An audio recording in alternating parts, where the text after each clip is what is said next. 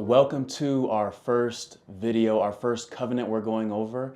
Again, we're going to go over all of the covenants that we make in the endowment session in these next videos, and this video is obedience. And so we're going to dive into obedience here. We'd love for you to just pause for a minute, and if you want to go to your book and turn open to page 21, we'll let you turn there. And we got a question for you that we'd love for you to just pause the video and take a couple minutes to answer this. And the question is, why are you obedient right now? Be honest. And there are so many different answers you could give to that. And honestly, in different times of our life, we'd probably give different answers to that. I think there's times in your life the answer could be, well, I'm not that obedient right now. And that might be where you're at. And if that is, great, we hope this helps in some way. There might be times that your answer to why you're obedient is because that's what you're supposed to do, right? Somebody told you that you're supposed to obey, and you're doing it because they told you to. I think a lot of us start in that spot. One of the things that you might have wrote, or there might be times in your life that the reason you obey is because you want blessings and you want protection. And I don't think that's a bad reason at all. And I actually think it's really important to recognize that there really are blessings and there really is protection that comes through obedience. Yeah, and when we talk about obeying for protection, for safety, I think of two little stories. The first is kind of an analogy. My friend at the gym, actually, we were talking about this. So our teacher has all his best shots. Yeah, his friends in the gym. Chats, man. Walking on a treadmill, getting that cardio in, you know. And he brought up this idea of that the commandments are a cage. And it's kind of funny because a lot of the time that's the reason why we don't want to keep the commandments or live the gospel, because it feels like a cage. But then he said it's like a cage, but it's like a shark cage. It's a cage where you can go in there and you can go in the ocean and experience all the beautiful things, see all the fish, even see the sharks and just see everything and see the beauty of it, but still be protected from, getting eaten by a shark or swallowed by a whale. I don't know, something crazy. And that's how the commandments are, right? Is that they provide us this opportunity to experience life and to experience joy and to stay protected and to stay safe. The second little story I think of was actually on my mission, and I served down in Southern California, and it was kind of crazy. Sometimes in the summer, it was like a cops episode every day. And this time, the cops episode happened during our first lesson with somebody. And I remember we were in this apartment complex where there's kind of these apartments around kind of making a U, and there was this house right here, and we were teaching a sister right outside. We were just sitting down outside. We started teaching her, and all of a sudden, one cop car pulls up on the street next to us, and then another cop car, and then another, and then another, and all of a sudden, it's like the whole police force is just pulled up on us. And we see, it's so funny because they were approaching this house that we were teaching next to. So they all get out of the car, they all go in one side of the house, and then the back door opens and they are walking out with the people who are in the house and all in handcuffs. And they all sit down and they're going through searching this car and pulling out needles and guns and all the things. And it was so funny because all of the neighbors were trying to not be nosy. They didn't want to look like they're seeing what was happening, but they want to see what was happening. So they all gathered around our lesson. So we're just preaching about Joseph Smith in the Book of Mormon. We got this big old group.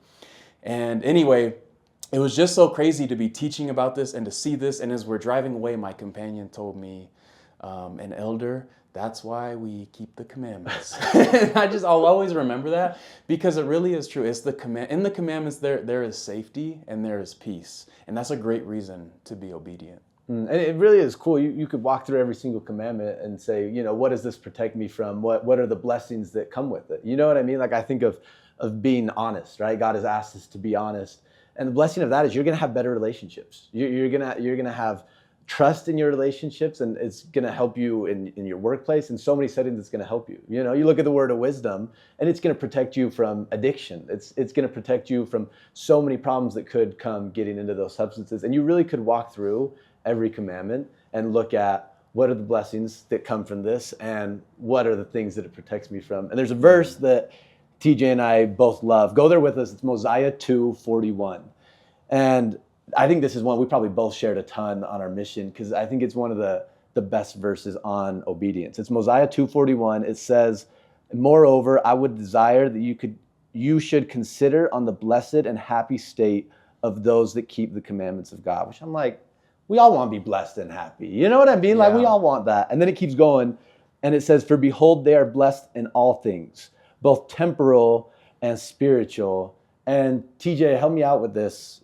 When we think of spiritual things, what are things that you think of? I think of the meaning that you have in your life, the purpose that you have. I think of the relationships that you have with God, with others. What kind of things do you think of? Yeah, no, totally. I just think of those spiritual blessings. We receive the guidance that we can feel. And then I love that we're blessed temporally as well, right? That God is not just taking care of us just in a spiritual or just a church way, but that he wants to take care of us in all the different areas of life. He wants to prosper us. He wants to lead us to our, to our person, and to create a family, and to that career and job where we can make a difference. Yeah. And so, yeah.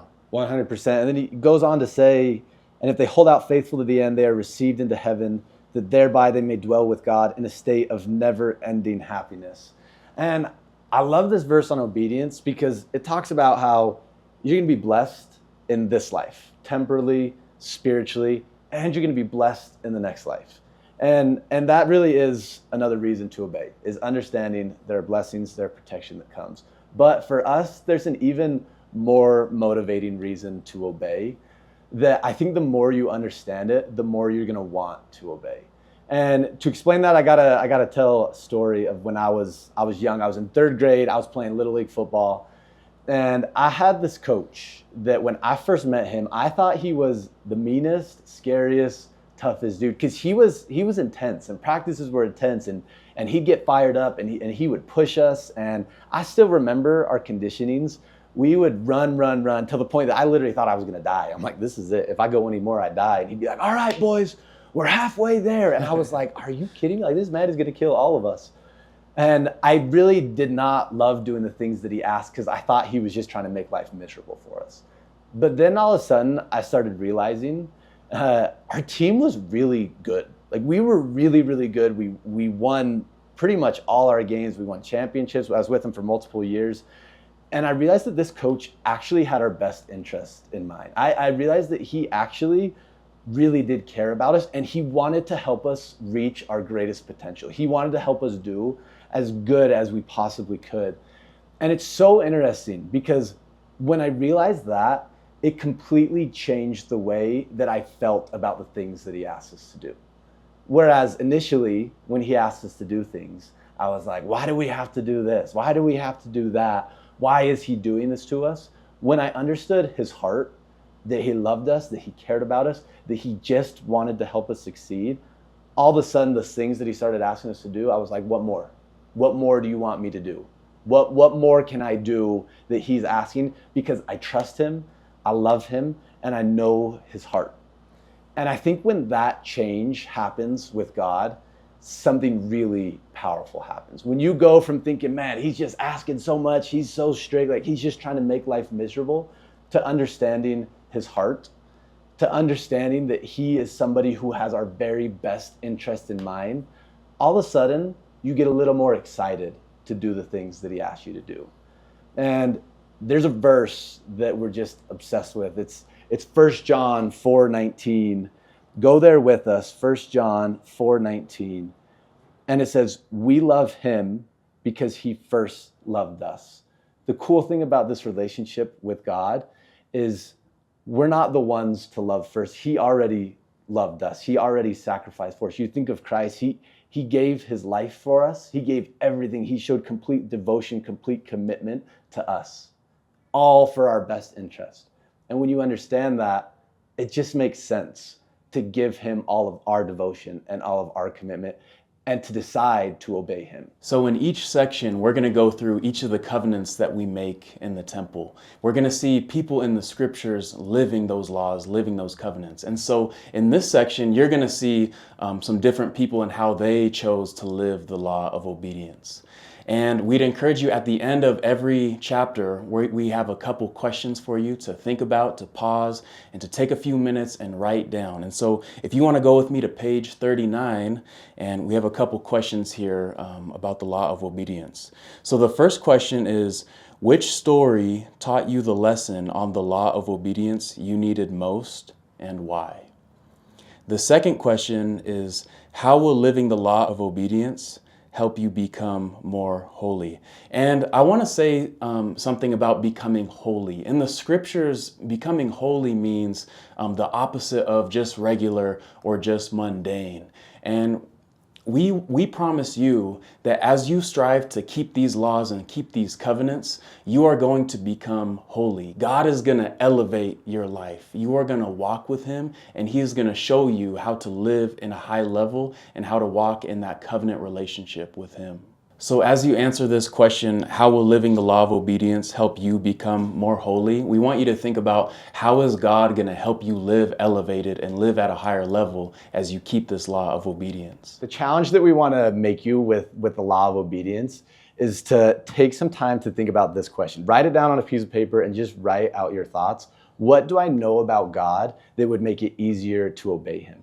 The more you think about that, and the more you realize who you're obeying, the more excited you're going to be to obey him. Things that might have been harder to obey easier will get a lot easier to obey. Join us next lesson when Hollis and Grace will be talking about the law of sacrifice. You're going to love it.